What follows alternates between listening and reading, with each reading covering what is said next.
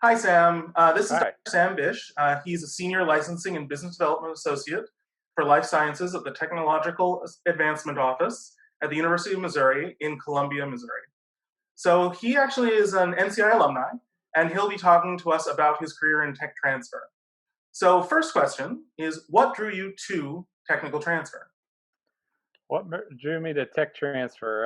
I would say uh, basically the fact that I get to see all the cool science without having to take all the time and the years it takes to get there. So the reason that is I enjoyed my graduate school experience at the lab bench, but a lot of times for me it seemed like one step forward and three steps back. So I liked lab research. I liked the science, but technology transfer allows me to see all the cool science without having to be at the lab bench for all those the grueling hours to get to that innovation. So that was the one thing that really drew me was I wanted to use my scientific degree and all the scientific training I had, but I didn't want to necessarily be at the lab bench, especially at the time I was graduating from University of Maryland. It was at the first really downhill uh, spiral of NIH grant funding, and so there were a lot of it was difficult for faculty members to get tenure at the time in a lot of places. And I looked at it and said, okay, those people have 5 times better lab hands and are 10 times smarter than me, and they're struggling to get tenure and get grants. I like science, but I think I better go find something else to do. So that's when I started to think about a transition into something else. Right. Well, that actually leads really well into our next question, which is, what is that you'd really do? Yeah. So I tell, like, when I'm trying to explain it to my mom, for example, I say, I work at the interface of science, business, and patent law. So where those three things intersect, that's where technology transfer is. And so basically, I get to work with faculty inventors at the university, or when I was at the NIH, working with the PIs, as we call them, the primary investigators from the various labs and their grad students and postdocs. I get to work with them to understand their innovations. So you got to have the science knowledge, and I get to understand what they're doing. But I also work with business professionals in companies, the business development professionals, trying to understand their needs and will the innovations that are coming out of the labs here at the university are any of them good fits for those companies that they might want to access the technology by technology transfer it out of the university to the private sector. And I work with patent attorneys at various law firms to make sure that the intellectual property that we put around our innovations is as good as it can be to attract those companies. So at the end of the day, it's at both the NIH where I used to work and now here at the university, we call it a cradle to grave approach. So I work from the inception of the innovation, from when it's disclosed to our office, all the way through its lifespan, which includes, trying to put intellectual property patent protection around the innovation to make it attractive to industry, trying to identify those industry partners through marketing the invention. If we are able to successfully find a partner, it's doing the business deal between the university and that company in order to transfer the technology, which is where our field gets its name, from the university to the company, because the university or the government at the NIH isn't in the business of selling products for the most part. Companies are. That's how they live and die, basically, is by their profit. So they're looking for new innovation to make them as competitive as possible. And an industry or the university and the government, for example, are both hotbeds of innovation that might be of interest to them. And then I manage that license agreement through its lifetime until that technology either expires because its patent life is over, or the company is no longer interested, or whatever the end point is for that technology. And in more recent years, it's working with entrepreneurs and startup companies a lot as well, because those are there's a lot more of them coming out, and there's those seem to be the best candidates at times for a lot of the innovation that's coming out of the university.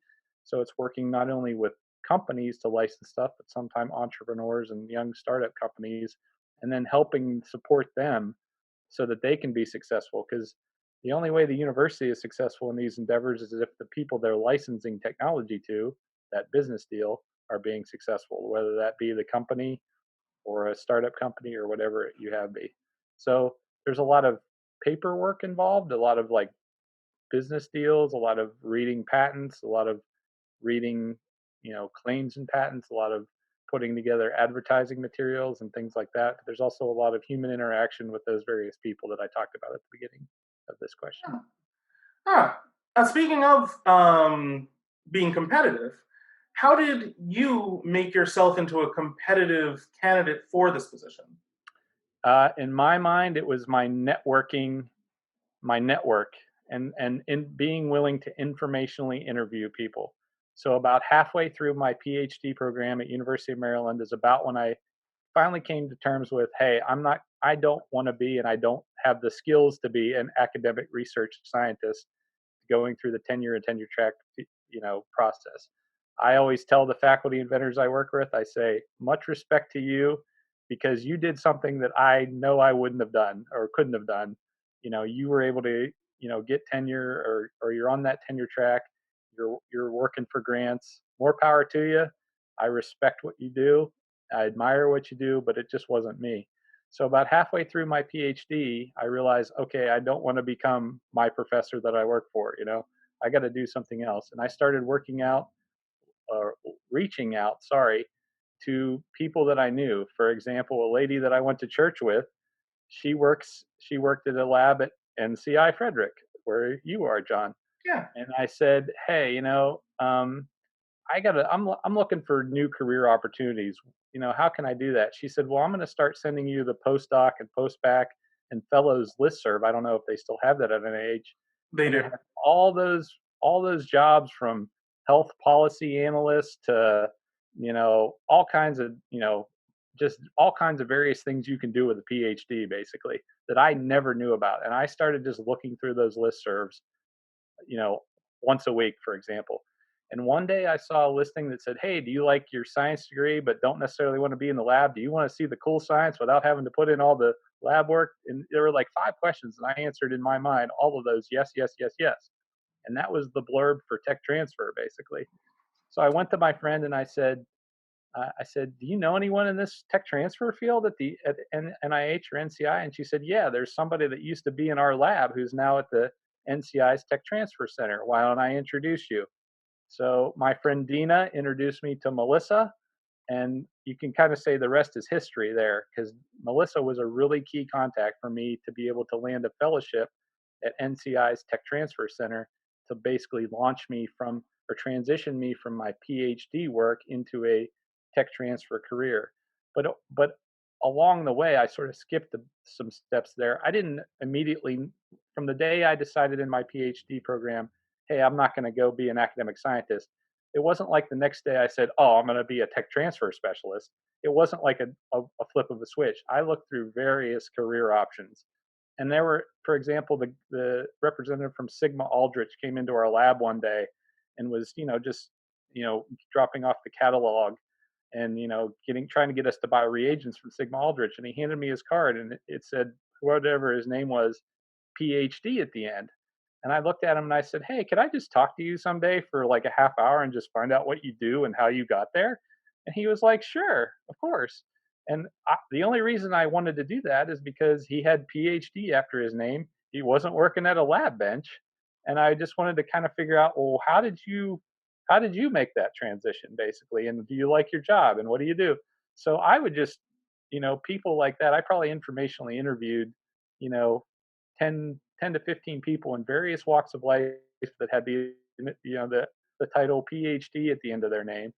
And just, I just developed a set of 5 questions or whatever, and just said, hey, could I have 15, 20 minutes of your time sometime? And I just would go through the 5 questions, and it's amazing what you can learn from people just talking to them. And most people, if you show interest in what they do, they're going to be more than willing to talk to you. So I would say informationally interviewing people about what they do is the best way to get the information you're seeking on a career quickly. All right, I've only got one more question for you because you answered my other one quite adeptly. Oh, I'm sorry. No, no. So if you could go back in time, what advice would you give yourself, or what would you do differently? Just two big ones. Yeah, I think when I looked at the list, that was the toughest, probably the toughest one. What would I do differently? Um, in one sense, I'd say, well, if you look at the field I'm in, not everybody in my field has to have a PhD. People come at it from different walks of life. We have people with MBAs, we have people with JDs or law degrees, people with PhDs, people with none of those. They have a master's degree, so to speak. So, in one sense, I go, well, did I really need the PhD to do this job? And in one sense, probably not. But in the other sense, I think it gives me respect with a lot of the faculty I work with. They know I went through the rigors of a PhD program. So that sometimes I think, well, maybe I didn't need to do that degree. What advice would I give myself? I would have given myself the advice of don't be afraid to informationally interview and reach out to people sooner.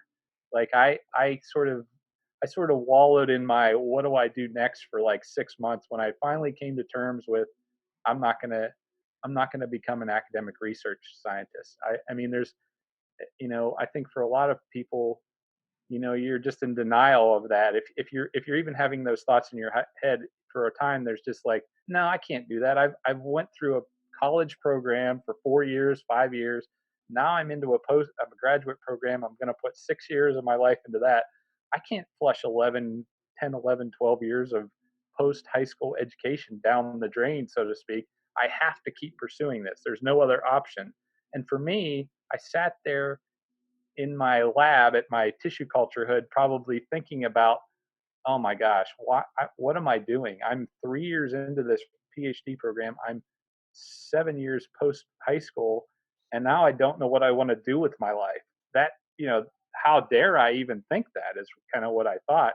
And I sort of like, I was fearful of that for probably 6 months and just sort of internalized it and thought, well, shame on me for thinking this way until I eventually realized, you know, it's okay to be having these feelings or these thoughts. And my thankfully for me, my PhD advisor was very supportive. He was very much of once I sort of opened up to him and said, "Hey, I'm not sure I'm going to do this the rest of my life." He said, "Well, in my opinion, your graduate degree is for you to figure out the next step, you know?" And I was very relieved and he was very supportive and helped me through that and gave me time, if you will, to like pursue what I really wanted to do, which I didn't know what that was at the time. But I would really, if I had to go back, my advice would be, you know, go, once I started having those thoughts, just figure it out sooner, be willing to talk to people about it sooner, realize that shouldn't be a negative stigma on me. It's not everybody that goes through a PhD program in the life sciences is going to come out the other side and be an academic scientist. It's just not possible with the number of job openings there are.